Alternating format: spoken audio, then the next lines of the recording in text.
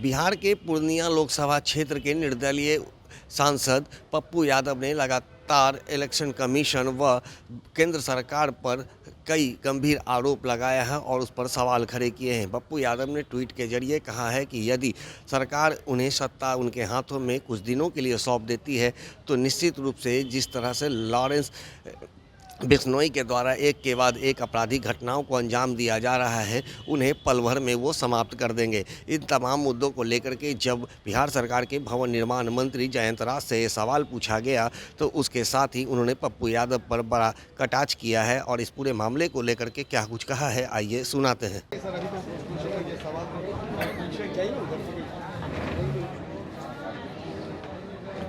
Sir, Pappu Yadav ने tweet कर बड़ा सवाल इलेक्शन कमीशन पर खड़ा किया है। उन्होंने साफ तौर पर कहा है कि जो इलेक्शन कमीशन है मात्र 38 दिनों में हरियाणा और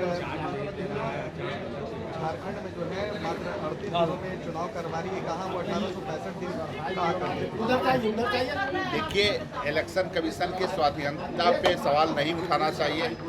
वो एक स्वतंत्र एजेंसी है और पप्पू यादव अगर आज के समय में सांसद हैं तो उसमें भी कहीं ना कहीं चुनाव आयोग के द्वारा ही चुनाव लगाया गया, उसी चुनाव में वो जीते हैं। इससे चुनाव से किसी पार्टी को या किसी सरकार को कोई लेना देना नहीं रहता चुनाव आयोग से। वो बिल्कुल स्वतंत्र एजेंसी है और स्वतंत्र रूप से काम करते हैं। इससे पहले भी सर उन्होंने ट्वीट किया था और उन्होंने कहा था कि भारत में लोग हिजड़े हैं और अगर उन्हें कानून उनके हाथ में दिया जाए 24 घंटे के लिए तो लॉरेंस बिश्नोई के गैंग का वो निस्तो नाबूद कर देंगे। अरे, अपने बड़बोलेपन में कुछ ना कुछ बोलते रहते हैं।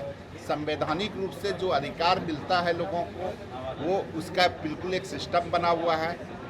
ऐसा कोई व्यवस्था नहीं है जिस व्यवस्था से पप्पू यादव को जंगल राज जैसा व्यवस्था कायम करने के लिए जो है छोड़ा जा सकता है। और सरकार बिल्कुल सक्षम है कार्रवाई करने में, केंद्र की सरकार रहे या राज्य की सरकार रहे, वो बिल्कुल सक्षम है किसी भी मामले में कार्रवाई करने।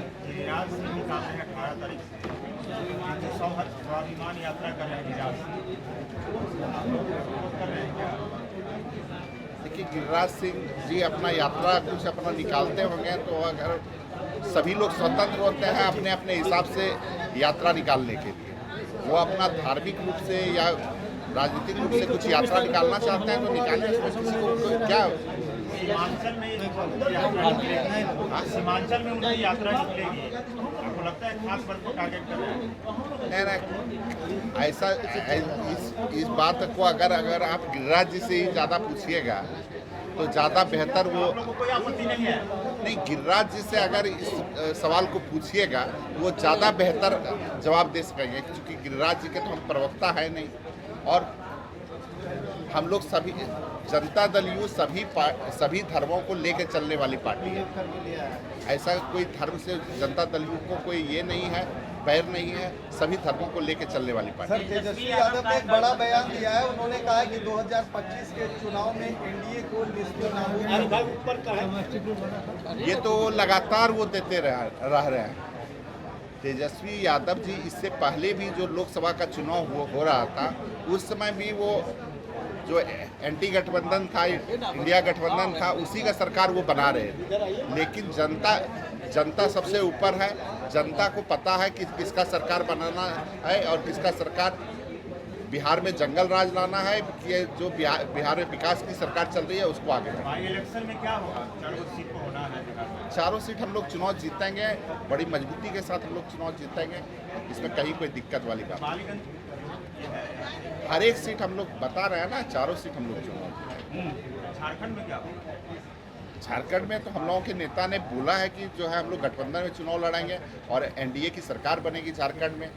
जो लूटने वाली सरकार है, जो खनिज को लूटते आ रही है लगातार सरकार, उसको अब खनिज लूटने नहीं दिया जाएगा और आने वाले समय में एनडीए की सरकार बनेगी, वहाँ पर भी विकास की सरकार। अरे भाई, वो तो राष्ट्रीय नेतृत्व को तय करना है ना। तो जैसा कि आपने सुना, भवन निर्माण मंत्री जयंत राजे ने साफ कहा है कि ऐसा कोई भी संविधान नहीं बना है जो इसकी अनुमति देता है। पप्पू यादव एक सांसद हैं और उन्हें ये सोच समझ करके बोलना चाहिए कि संविधान के तहत ऐसी कोई भी धाराएं नहीं बनी है कि जिसे वो आपके हाथ में सरकार सत्ता सौंप दे और इस तरह की वारदात करने वालों पर आप बदले की भावना से उन पर अत्याचार करे। हालांकि उन्होंने ये भी कहा है कि केंद्र हो या राज्य की सरकार ऐसे तमाम अपराधियों पर लगाम लगाने में सक्षम है और इसकी कोई भी ज़रूरत नहीं है कि इस पर लगाम लगाने के लिए किसी के हाथों में सत्ता सौंपी जाए। ऐसे में अगर पप्पू यादव के द्वारा लगातार इस तरह के ट्वीट किए जाते हैं तो ये काफ़ी हास्यास्पद है। हालांकि इलेक्शन कमीशन पर जिस तरह से उन्होंने सवाल खड़ा किया है, कहा है कि इलेक्शन कमीशन एक स्वतंत्र जांच एजेंसी है और वो अपनी पूरी निष्पक्षता से काम करती है, उस पर किसी का भी दबाव नहीं होता है, वो किसी पार्टी से नहीं जुड़े होते हैं। हालांकि पप्पू यादव के इस बयान के बाद जिस तरह से जयंत राजे ने यह बयान दिया है, अब देखना यह है कि इनके इन बयान के बाद अब पप्पू यादव की क्या कुछ प्रतिक्रिया सामने आती है। सहयोगी रीति के साथ ज्ञानेंद्र वर्मा, दर्शन न्यूज, पटना।